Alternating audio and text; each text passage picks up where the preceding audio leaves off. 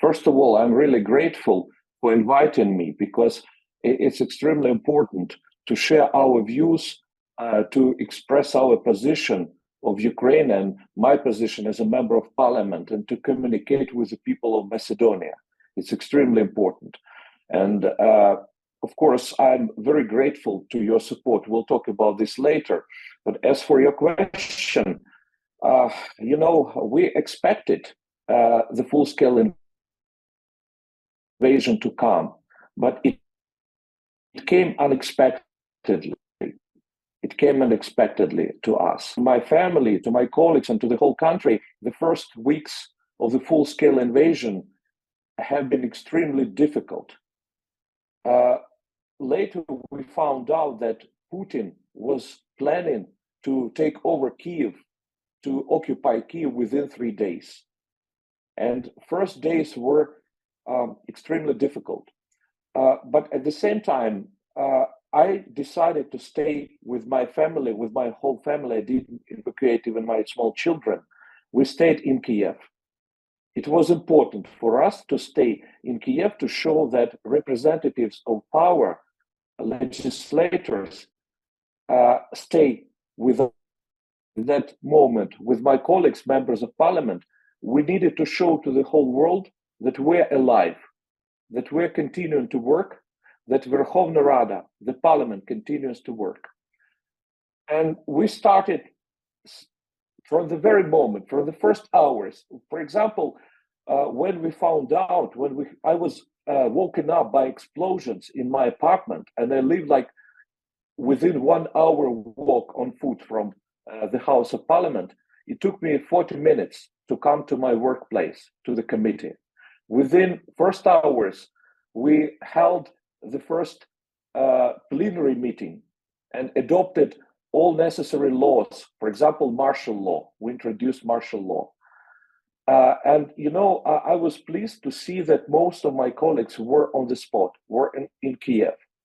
Our Committee of Foreign Affairs, also started to work in a very intensive manner from the first minutes of the invasion. We held our meeting. We started to work on the appeals, on the resolutions of the parliament on behalf of Ukrainian people. We started to appeal to the whole world, to our allies, to our friends, asking them to help us, to introduce sanctions against the aggressor, to provide us with weaponry, and to support us diplomatically and politically. At the same time, we also added a new, I call it informative function, which means that there were lots of calls from journalists all over the world. We were given lots of interviews, mostly online, by phone, to different countries, to European countries, to Japan, to New Zealand, to Australia. And we were trying to keep the whole world informed of what's going on and we were doing this work. We were only thinking, what next? What steps should be taken next? What we should do next? Of course, that it is extremely important to keep the international attention to this brutal aggression that is conducted against Ukraine and Ukrainian civilians. However, the Ukrainian legislators and the government and the president himself are making a lot of efforts to push Ukraine forward towards the European Union integration as well as to the NATO membership. Do you have an assessment of the level of political unity in Ukraine, in the country, in regards to the Euro-Atlantic integration of your country? How was it in the past? Do you have more unity now in Ukraine in regards to the wish of the people to become part of the European Union and NATO membership? And maybe make a comparison to some past times. Well, the truth is that Ukrainian people have always been pro-European. we always considered ourselves to be integral, organic part of European family. And our goal has always been towards becoming a member of the European Union. Right now, the support among Ukrainian people, the support of joining NATO and joining the European Union is tremendously high. According to estimates, it's more than 80%. According to some assessments, it's more than 90% in favor of joining NATO and the European Union. It's unprecedented, I would say. Of course, the war changed the situation when it comes to popular support. It made it much higher. But the truth is that even before the war, and by the beginning of war, I mean the year 2014, even before that, majority of population in Ukraine have been in favor of joining the European Union and NATO. But now this support is just unprecedented.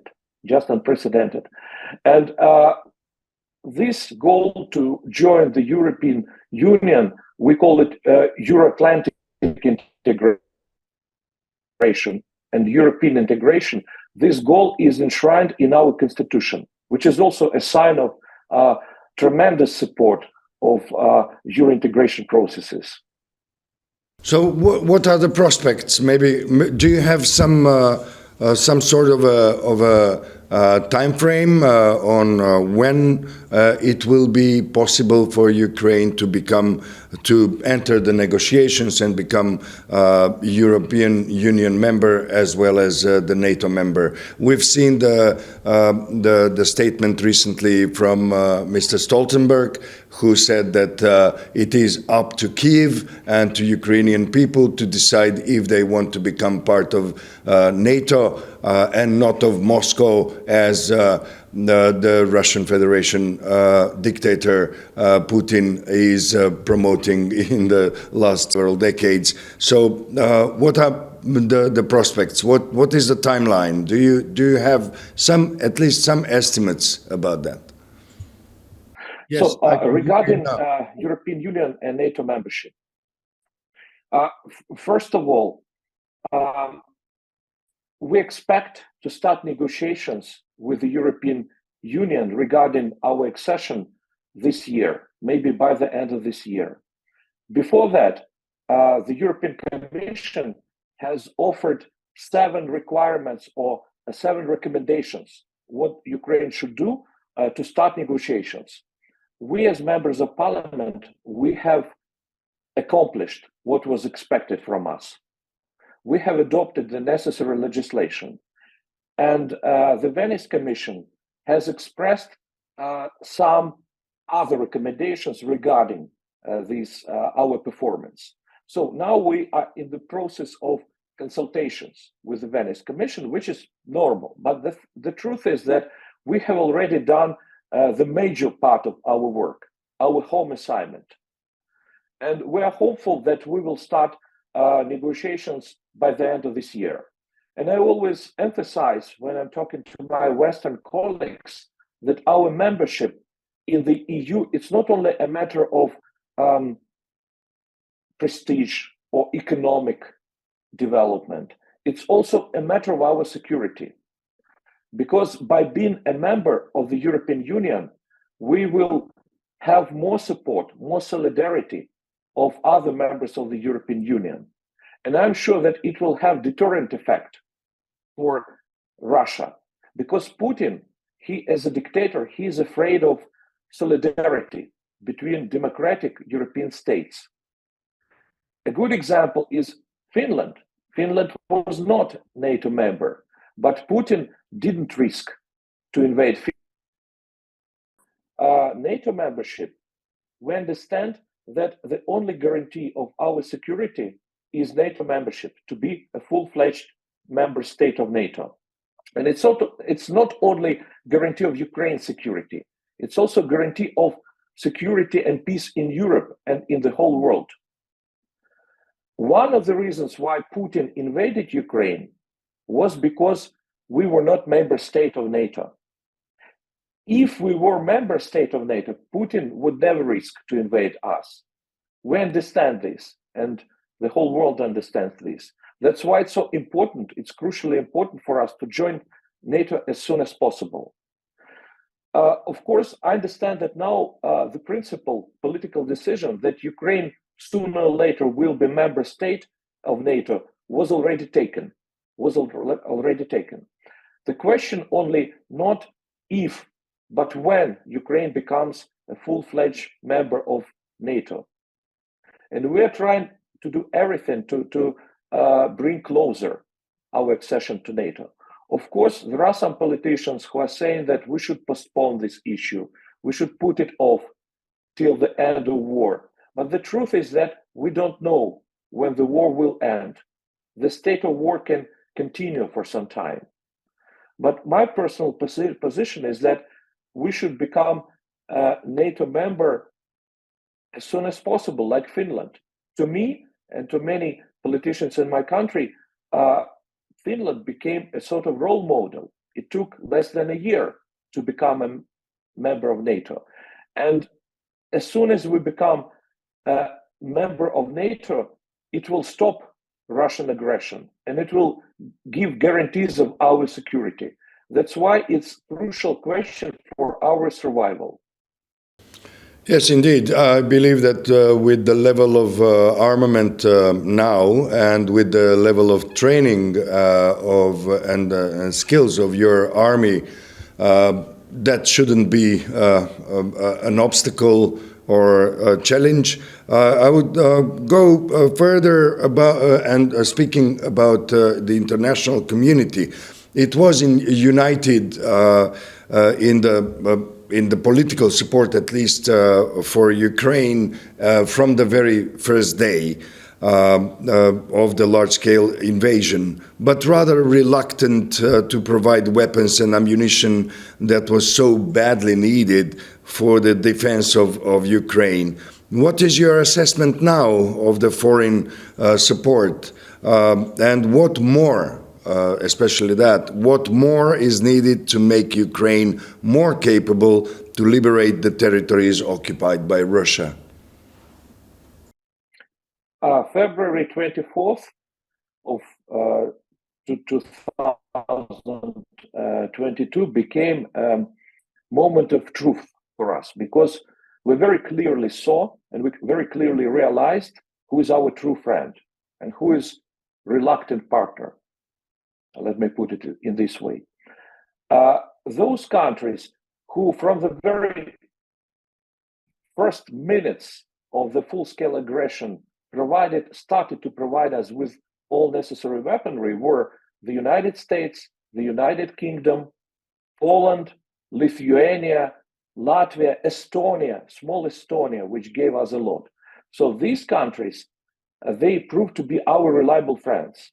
Unfortunately, some other European big countries which could provide us with the necessary weaponry, they were hesitant, which was very frustrating to me.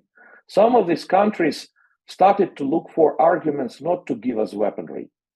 They were eager to provide only, for example, 5,000 helmets or hospital. But you cannot defend yourself. You cannot win the war with humanitarian aid or with only having helmets.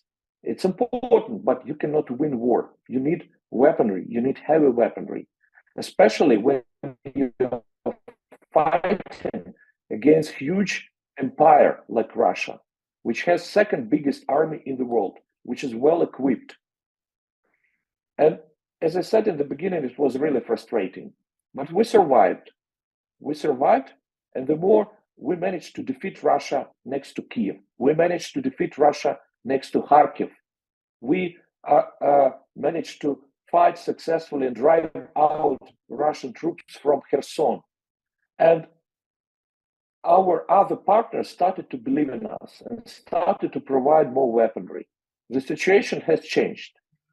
But again, the policy was not consistent, because later on, the policy of some countries was, I call it, too little, too late.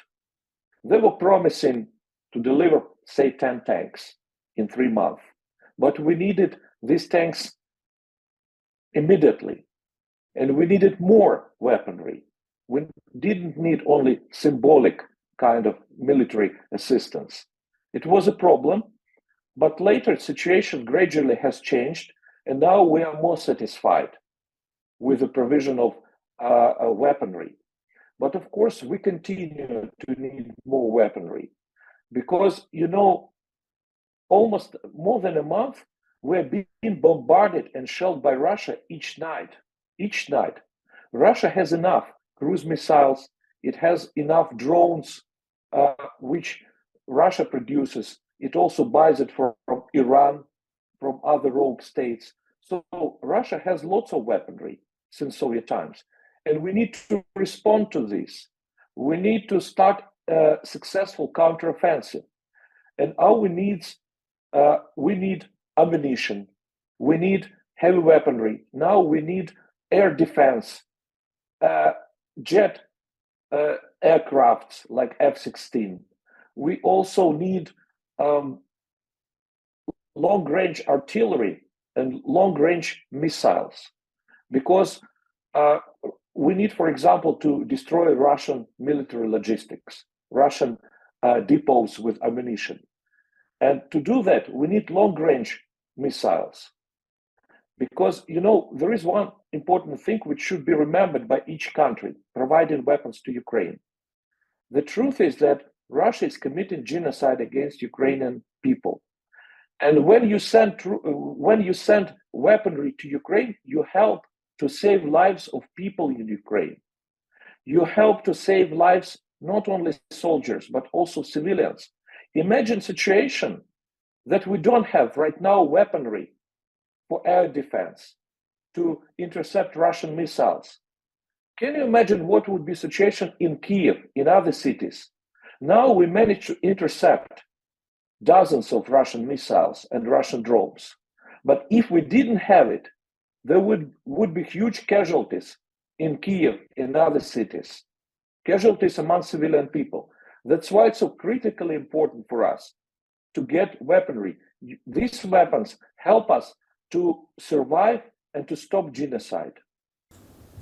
Well, indeed, it is not for the first time that Russia is committing genocide against the Ukrainian people. We all remember very well that Russia in Soviet times has tried to conduct genocide and actually conducted an act of genocide during the times of Holodomor. And we see now in the 21st century in Europe another attempt to do the same, brutally attacking civilian targets and infrastructure. I would like to, in that context, I would like to ask you about the prospects of the long expected offensive of Ukraine to liberate its territories from Russian occupation.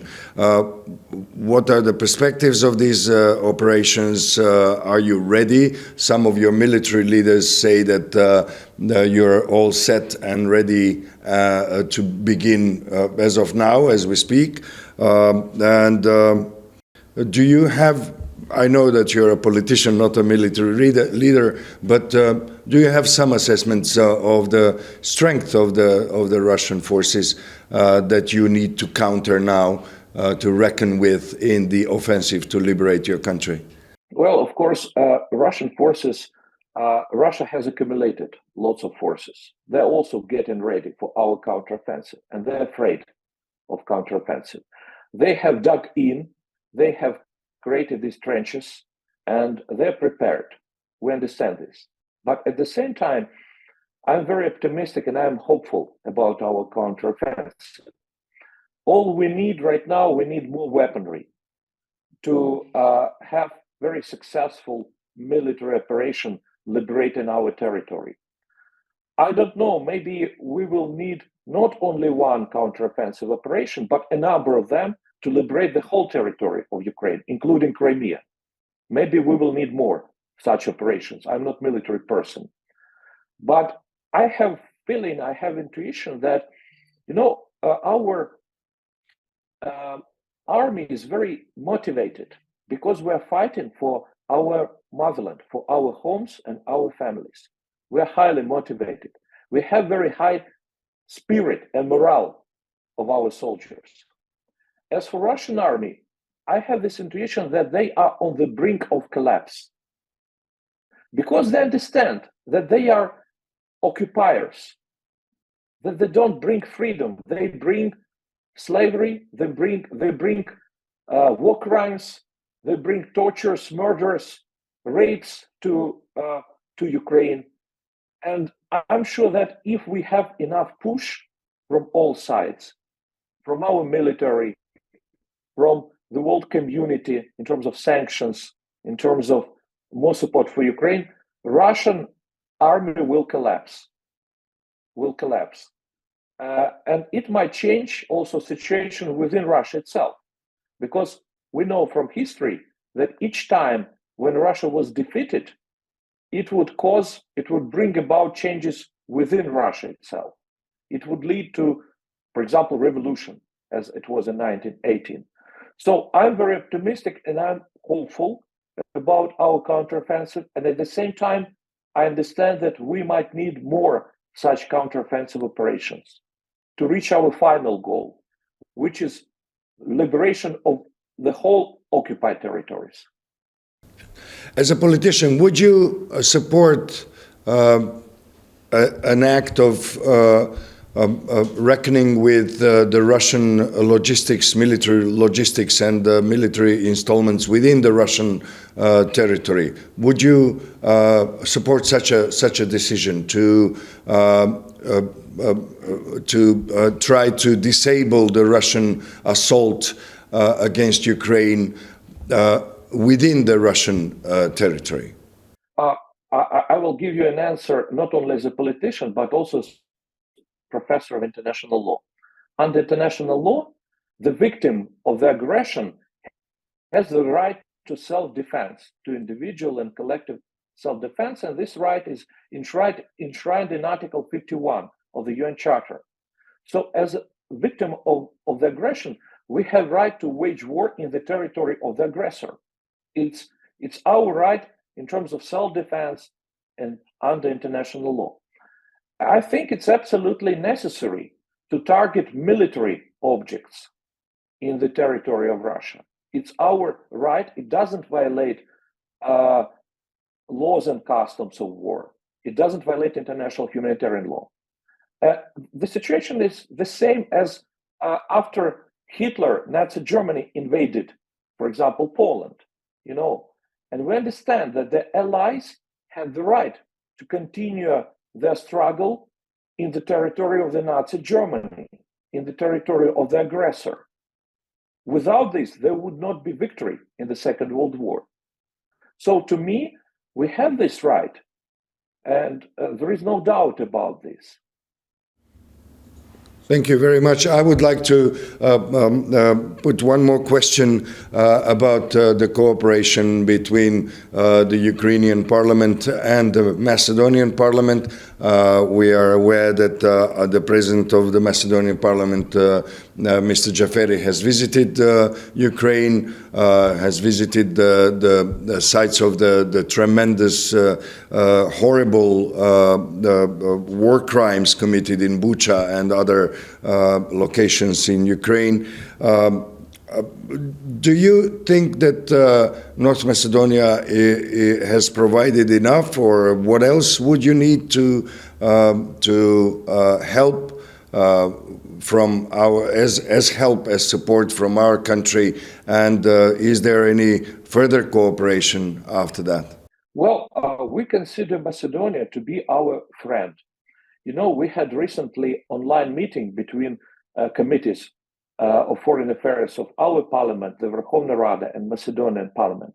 And to me, it was very friendly. We had very friendly atmosphere and very warm atmosphere, because I understand that people in Macedonia, they understand what's going on, and we have similar historical experience. That's why we understand each other.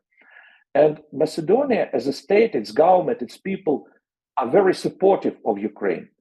We are grateful and we value each gesture of support and help provided to us. I am grateful, and Ukrainians are grateful for your military and technical support. I understand that each country has its own capabilities, its own possibilities in terms of providing help. Some countries have more opportunities, others less. But what we value when you're trying to help us, and this is what's going on between Ukraine and Macedonia, we also see that Macedonia in very decisive way supports us in the international arena, politically, diplomatically. You're voting for the resolution in support of our territorial integrity and sovereignty at the General Assembly of the UN. You are participating in sanctions against the aggressor state. You are taking part in the Crimean platform, which is also important for us because Russian aggression has started from Crimea and it should be finished by liberating Crimea. That's why it's so important. So I see very warm, very supportive attitude of your people to Ukraine. And I can assure you that we value it very highly. Thank you very much. And indeed, the support comes from various sides from the Macedonian society, which is also coping with the Russian propaganda, Russian disinformation campaigns, and with the hybrid attacks in the recent months and even much longer, I would say, also even before the full-scale invasion against Ukraine. But we somehow managed to cope with these attacks, and we will keep on fighting for democracy and for the European values. I wish you all the best in the coming really difficult times. And I hope to see you again, maybe in the fully liberated Ukraine one day. Thank you. You're always welcome to come to Kiev. We'll be glad to host you. Thank you. Thank you. Thank you, sir. Thank you very much. Thank you. Thank you.